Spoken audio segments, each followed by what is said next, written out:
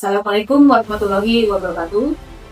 Perkenalkan, saya Dr. Siti Nurbaidah, SE SPD MPD, dosen S2, Program Pascasarjana Manajemen Pendidikan Universitas Pontianak. Pada kesempatan kali ini, saya ingin menyampaikan terkait mata kuliah yang saya ampu dengan bidang keahlian saya, yaitu mata kuliah Ekonomi dan Pembiayaan Pendidikan. Mata kuliah ini ditujukan untuk mahasiswa Magister Manajemen Pendidikan Program Pascasarjana S2 semester 3 dengan beban mata kuliah berbobot 3 SKS. Diselenggarakan dalam 21 kali pertemuan dengan rincian 14 kali pertemuan tatap muka dan 7 kali pertemuan secara daring. Mata kuliah ini membahas terkait pembiayaan pendidikan untuk inovasi teknologi. Tidak hanya itu, mata kuliah ini juga akan membahas terkait peran teknologi dalam meningkatkan pembelajaran, pembiayaan untuk inovasi pendidikan berbasis teknologi, dan penggunaan teknologi untuk meningkatkan efisiensi pengelolaan pendidikan.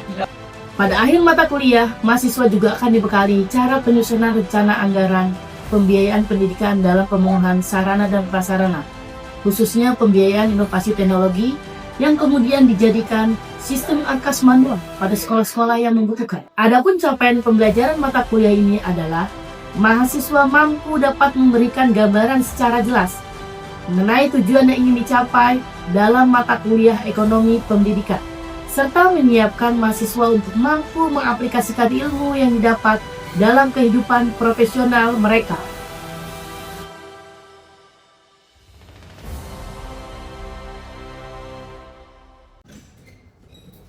Selamat siang. Selamat siang. Baik, terima kasih ya. Kita dulu ya. Gimana hari ini keadaannya?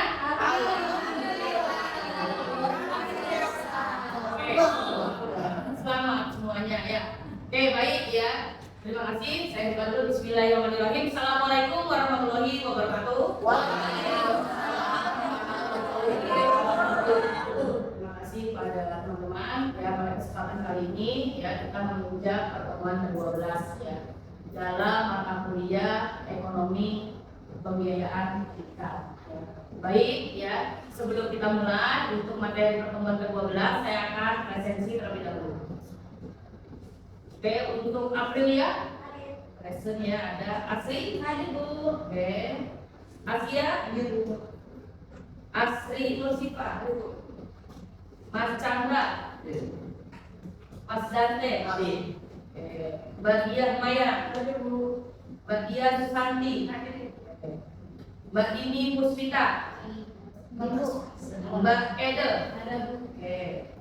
Mbak Ismi Nurul, Mbak Kamelia, Mbak Kesni, Kusuntu, Mbak Lucy, Mas Hanif, Mas Ria, Mbak Ratna, Mbak Rini, Mas Roni hadir ya, Mbak Sinda hadir, Mas Sudirya hadir, Mbak Kamia. Oke, alhamdulillah 23 hadir semuanya. Apa kabar hari ini?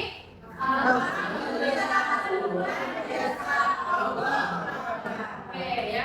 Baik, sebelum kita memasuki pertemuan ke-12 ya, ada yang masih ingat pertemuan sebelumnya, tentunya pertemuan ke-11. Apa yang dibahas? Masih ingat Bu, mengenai pengelolaan sumber daya manusia dalam pendidikan Bu. Oke, bagus. Apa lagi yang dibahas?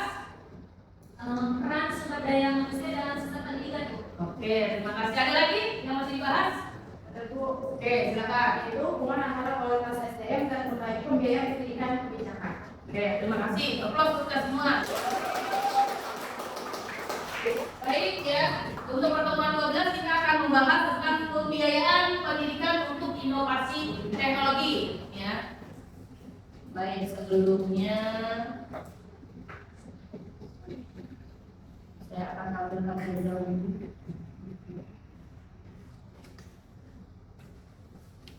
Ya. Di sini ya materi perkuliahan ke-12 kita akan membahas ada 2 materi pembelajaran atau materi perkuliahan. Yang pertama adalah peran teknologi dalam meningkatkan pembelajaran. Yang kedua adalah pembiayaan untuk inovasi pendidikan berbasis teknologi. Sebelumnya Ya, kita saksikan dulu sebuah video yang akan diputar. The new Disney is also designed for use by local hydros. That was PCs and the internet. And just about caught up with the full technologies. Industry 4.0 is the next big shift. How did you invite learning and potential facts to create education for things? Halo teman-teman, selamat untuk kamu yang sudah menemukan dan membuka video ini. Video ini akan membahas tentang teknologi pada bidang pendidikan dan bagaimana perkembangannya. Sebelum mengetahui lebih lanjut teknologi pada bidang pendidikan, alangkah baiknya kita mengetahui terlebih dahulu apa sih itu teknologi. Teknologi umumnya merupakan suatu alat yang diciptakan untuk mempermudah manusia dalam menyelesaikan masalah atau pekerjaan. Keberadaan teknologi telah mempengaruhi masyarakat dan lingkungan di sekitarnya seiring dengan perkembangan zaman.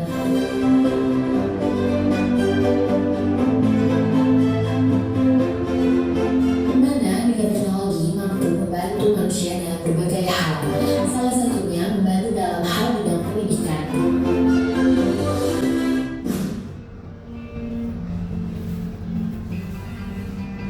Setelah mengetahui apa itu teknologi, ternyata teknologi saat ini terus mengalami kemajuan dengan sangat pesat. Dan tentu saja kemajuan teknologi tersebut akan mempengaruhi segala aspek kehidupan manusia, seperti ekonomi, budaya, politik, kesehatan, dan tidak terkecuali pendidikan.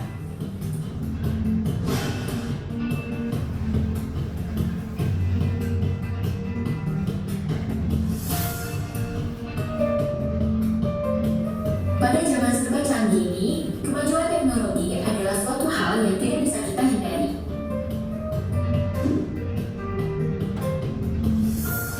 Zaman yang modern ini, semakin maju ilmu pengetahuan, maka akan semakin maju pula teknologi yang ada.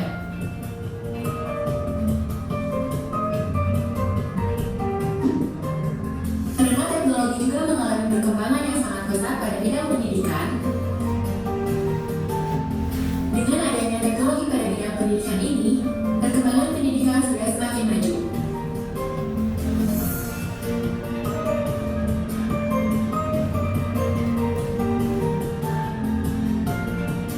Pendidikan saat ini sangat jauh berbeda dengan pendidikan pada zaman dahulu.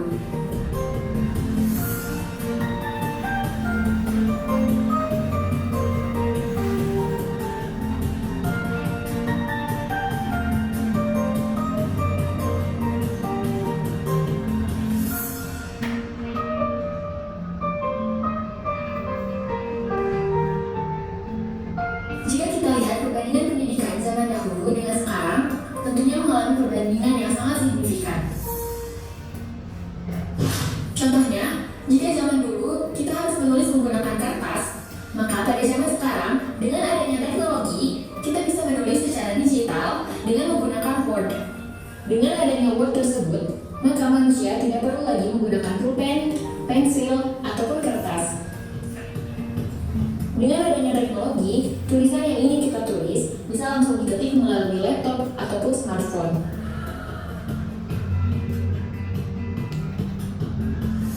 Sebelum kita mengenal lebih jauh lagi apa saja teknologi yang digunakan pada bidang pendidikan, sebaiknya kita mengetahui terlebih dahulu sejarah sebelum dunia pendidikan menggunakan teknologi.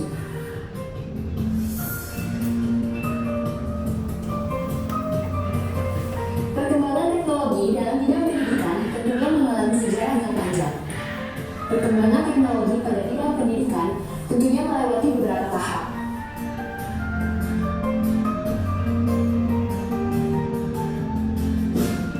Tahap pertama.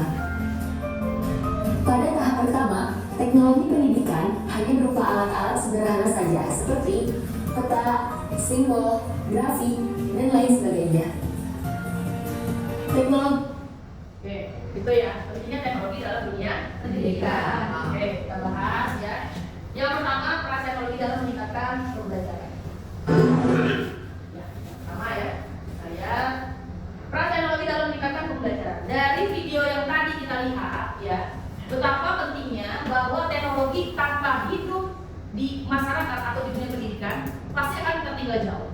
Ya. Coba ada yang bisa memberikan alasan kenapa teknologi semakin terdepan adalah semakin yang paling ya canggih atau semakin baik. Dan memang kita hidup tanpa adanya teknologi kita akan ketinggalan jauh. Coba ada yang memberikan pendapat pentingnya teknologi. Ya, silakan. Jadi kalau berdasarkan video tadi ya yang dikaitkan dengan pandemi tadi, kenapa teknologi memberikan peran penting dalam pendidikan itu menggunakan teknologi dalam pendidikan belajar tidak kenal waktu dan juga bisa dilakukan dengan aktivasi. Selain itu pula kolaborasinya lebih luas karena tidak hanya lokal saja tapi bisa juga antar negara gitu. Jadi memang meningkatkan pengetahuannya lebih luas lagi dari berbagai macam perspektif sehingga kalau misalkan pendidikan tidak sesuai tidak mengikuti perkembangan teknologi sekarang itu pasti akan tertinggal. Oke, baik, terima kasih Mbak Asri. Plus, Bung Kasih. Jadi satu yang mau memberikan tanggapan ya bahwa teknologi ya khususnya di dunia pendidikan harus lebih maju dan lebih berkembang. Ada yang memberikan alasan satu lagi juga. Ya, silakan. Mbak Dia. Saya setuju dengan kata Mbak Asri. Jadi kalau misalnya sekarang kita bisa belajar dengan tutor, bukan hanya tutor orang Indonesia, kita bisa tutor orang luar negeri dengan tanpa ada batasan ruang dan waktu. Seandainya di sana pagi, kita malam bisa kita paginya kita mengajar atau kita belajar di kuliah dan malamnya kita belajar orang tutor yang dari luar negeri seperti itu. Jadi dengan Zoom atau dengan Google Meeting seperti itu. Oke, terima kasih. Ada bagian. Aplaus. Baik, kita lihat ya peran teknologi dalam meningkatkan pembelajaran. Yang pertama meningkatkan akses pendidikan. Ya, teknologi menghilangkan batas waktu dan ruang seperti mobile, ya, ini atau LMS tadi yang diberikan pendapat oleh Mbak Asri salah satunya. Dan Mbak Dia juga menyatakan bahwa tidak ada waktu dan ruang yang dibatasi oleh waktu dan ruang tadi. Misalnya di sana tadi yang dikatakan adanya malam, di sininya misalnya siang.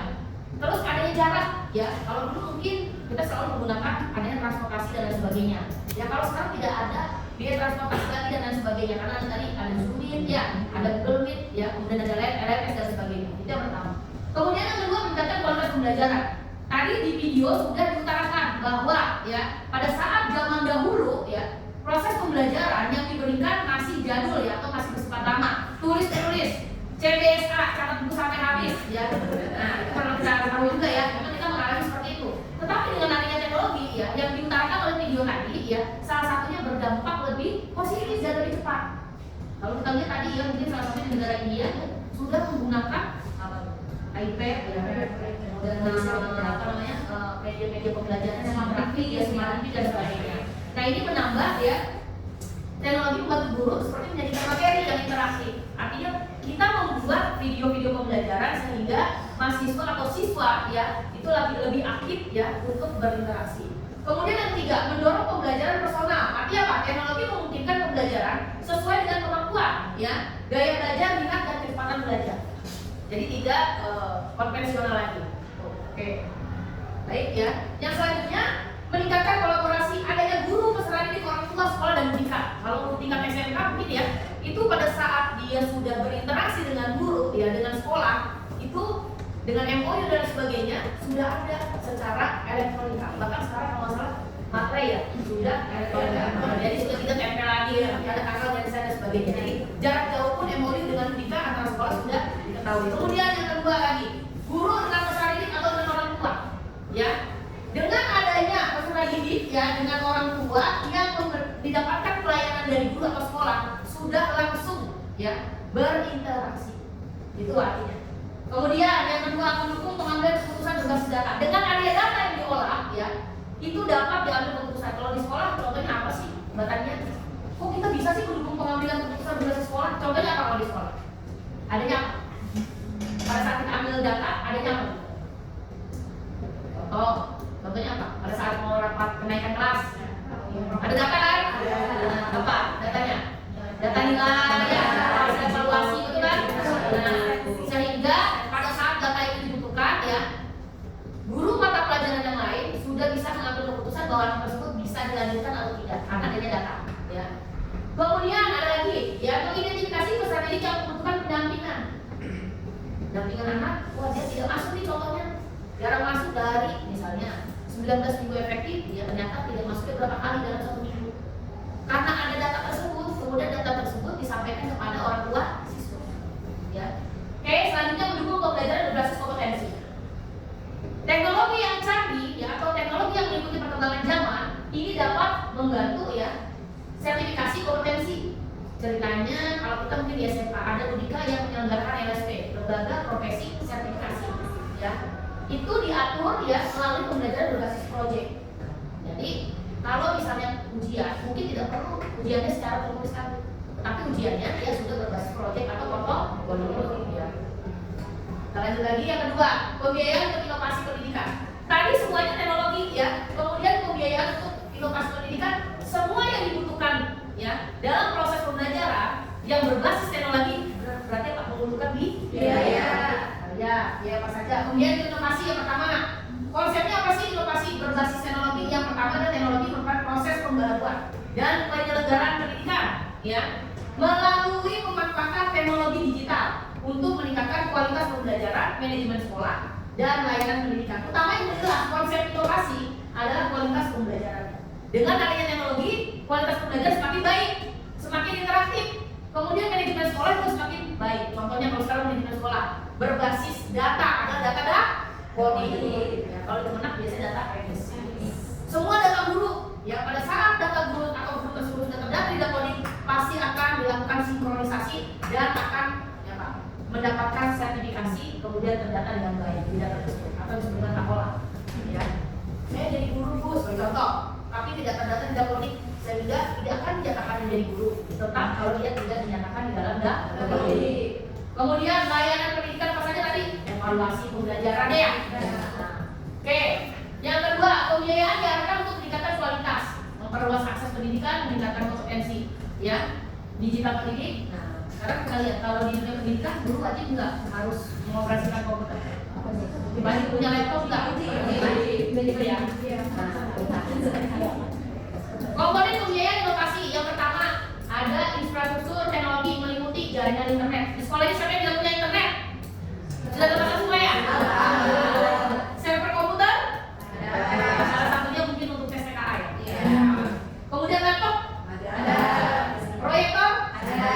Perangkat laboratorium digital jaringan dan wifi? Ada. Sekarang kalau nggak ada ini sekolahnya jadul ya?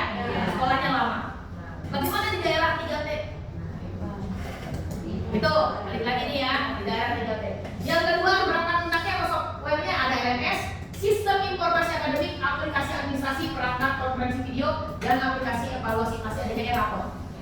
Bayaran sudah digital, lewatnya apa? Transfer, ya. Terus apa lagi? Terus apa lagi?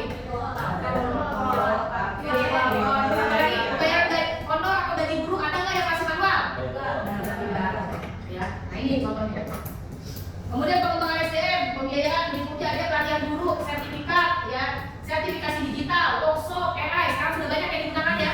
Kemudian pelatihan multimedia, pelatihan keamanan cyber. Jadi keamanan cyber itu penting sekali. Pada saat kita punya sebuah sistem ya, ternyata ada yang merefleks. Nah, apa akibatnya? Semua mungkin data-data akan terambil. Makanya dibutuhkan keamanan. Ya. Kemudian pengembangan konten digital.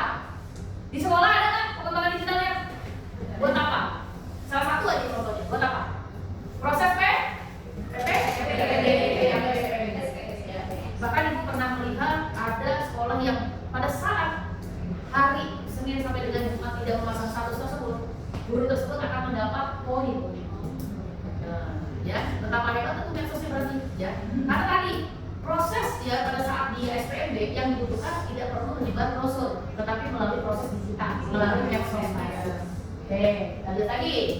Setelah itu teknologinya ya masih dipelihara, meliputi apa? Perawatan perangkat, pembaruan sistem, ya, lisensi, keamanan data, dan layanan teknis. Nah, ini semuanya butuh dana atau biaya. Sumber pembiayaan dari mana? Internal bersama anggaran sekolah. Masih ada nggak? Contohnya dari mana? Dari dalam sekolah. Adanya apa? Dana apa? Internal dari dalam. Dari mana? Dari ya, kemudian dana operasional dari yayasan, dari usaha sekolah. Tulis usaha sekolah biasanya apa sih? Kantin, namanya. Oke. Eksternal dari pemerintah apa aja tadi? Terus? Apa lagi? Bos kinerja. Oke, ya. Kemudian punya usaha atau punya industri. Nah, kalau menjadi resanan kita berarti sering dapat ya CSR.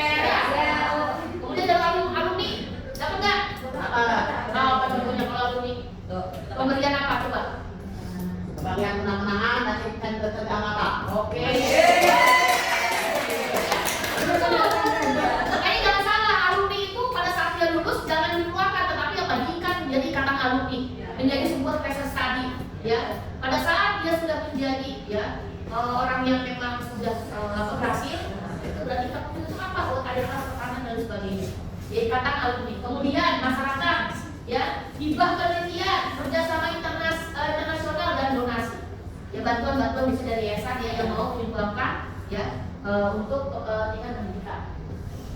Prinsip pembiayaan, efektivitas, apa menghasilkan mutu, ya, dilihat dari segi waktu. Efisiensi penggunaan anggaran memberikan manfaat yang optimal karena dilihat dari efisiensi. Transparansi, ingat kalau keuangan harus transparan, ya, bisa terbuka dan sebagainya, dapat dipertanggungjawabkan. Kemudian akuntabilitas, ya, penggunaan dana harus sesuai dengan tujuan program dan dapat diaudit. Nah ini poin yang akuntabilitas. Banyak yang tidak mau diaudit karena tidak transparan. Ya. Kemudian keberlanjutan, investasi teknologi harus mempertimbangkan biaya pemeliharaan serta pengembangan jangka panjang. Jadi kalau misalnya biaya atau di badan laptop ya dari pemerintah dibelikan, jadi ukuran uangnya atau dana bantuannya berupa uang, ya, atau uang artinya berupa pembiayaan bukan berupa barang. Nah diberikan laptop untuk jangka panjangnya seperti apa? Jangan dibelikan laptop yang memang harganya tinggi, tetapi ya fungsinya tidak panjang dan hasilnya tidak membutuhkan ini ya cepat rusak dan sebagainya. Oke, tantangannya nih pembiayaan karena batasan anggaran. Jadi dengan ada teknologi tadi dana yang terbatas dari internal maupun eksternal, dana bos tidak cukup misalnya. Kemudian tingginya biaya teknologi, perubahan teknologi yang cepat, baru kita beli satu. Contoh handphone ya, beli satu ternyata sudah berganti.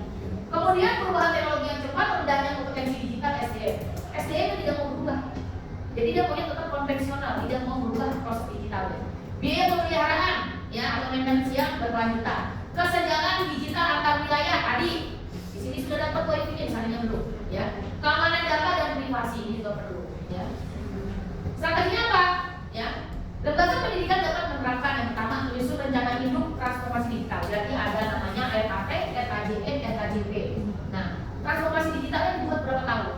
Kemudian menetapkan prioritas investasi berdasarkan kebutuhan dan analisis. Biaya yang diperlukan berapa? Kemudian apa yang perlu dibeli atau diadakan? Ketiga, mengembangkan kemitraan dengan pemerintah, dunia usaha dan industri. Karena itu tadi untuk membantu donasi ya atau pembiayaan keuangan yang memang dibutuhkan untuk teknologi pendidikan. Kemudian meningkatkan kapasitas guru. Sudah ada nih barangnya karena ada dana yang diberikan oleh pemerintah, kemudian barangnya pesawat sudah ada. Tetapi SDM-nya tidak diseimbangkan sehingga berguna nggak? Ya, akibatnya pembelajaran juga tidak terpenuhi. Memanfaatkan perangkat lunak sumber terbuka bila sesuai dan menerapkan evaluasi berkala. Nah, sebagai dampak apa? Investasi teknologi. Mitranya dari industri dan akademisi, kolaborasi riset, contohnya universitas dan perusahaan teknologi ya, relevan dan kebutuhan. Program beasiswa bersama, jadi ada penawaran nih program beasiswa ya, yang didanai perusahaan. Contoh misalnya SMK-nya jurusan IT, ya, tiba-tiba ada perusahaan yang mau kerjasama, diajak tuh berbarengan, ya, untuk membuat satu sistem sehingga sekolahnya tersebut siswanya mendapatkan beasiswa dengan adanya produk yang dihasilkan untuk dunia industri. Kemudian inkubator yang membentuk program bersama untuk mendukung pengembangan startup teknologi. Ini banyak ya. Jadi contohnya misalnya jurusan SMK-nya ada TKJ, yang kemudian atau jurusan untuk di mata kuliahnya adalah IT. Kemudian diajak bersama dengan kita sehingga menghasilkan suatu produk yang memang produknya nggak umum, tetapi produknya memang yang memiliki inovasi tertinggi. Ya. Kemudian tadi sudah ada biayanya, ya. Kemudian bagaimana cara efisiensinya, yang ketiga adalah menciptakan sumber daya manusia yang kompetitif. Keterampilan teknologinya, SDM-nya harus diseimbangkan, ya. Kemudian inovasi pendidikan, kurikulum yang berbasis tadi, sains, teknologi, teknik dan matematika mendorong kreativitas dan solusi inovatif di berbagai sektor. Dan sekarang tersebut sudah berfokus pada STEM. Ya, jadi jangan teknologinya sudah canggih, kurikulumnya masih itu aja, tidak ada berbasis teknologi, ya, sehingga tidak sesuai dengan perkembangan zaman. Yang ketiga, pelatihan industri.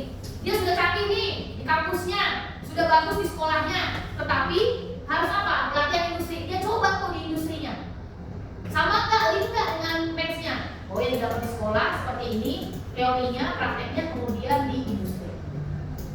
Oke, ya. Sampai sini mungkin materi kita, ya. Sebelum materi kita tutup, ya, nanti ada beberapa tugas ya yang akan diberikan dan dikumpulkan H-3 dari pertemuan kita selanjutnya, ya. Nah, sebelum kita tutup, Ibu akan memberikan catatan dulu, ya, tentang apa yang akan dibahas untuk tugas yang akan dikumpulkan H-3.